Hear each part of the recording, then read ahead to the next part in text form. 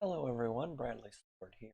Video Day 22 Advent Code Day 10 Solution, Part 2 of the problem called Cathode-Ray Tube.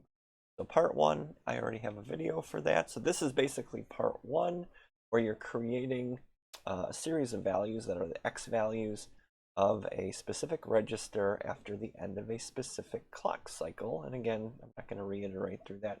So I already have that list of data for where the values are at the end of every clock cycle.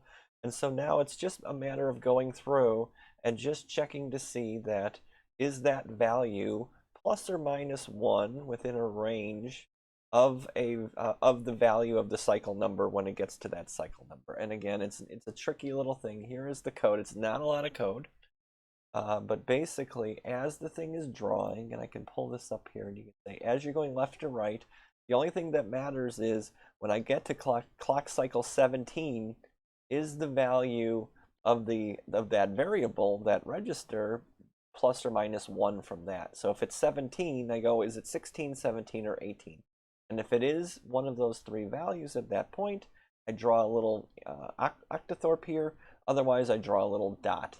And you can see that if you exercise this correctly, you go through the code here, you will end up with this pattern, and I do because I get the right answer for the big data set. But basically, it's just a matter of cycling through that data set as you go now and just checking to see how that number matches up to the clock cycle number itself. So now back to the code here.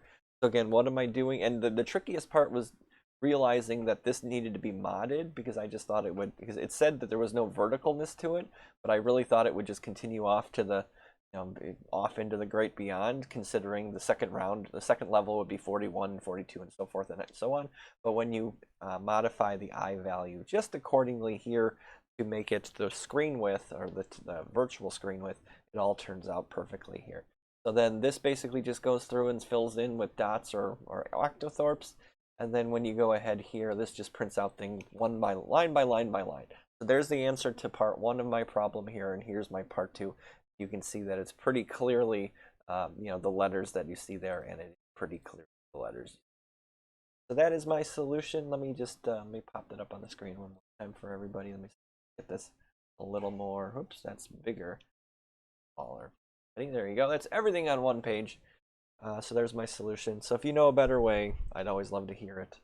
Thanks for sticking out with me. Always on these videos, day 10.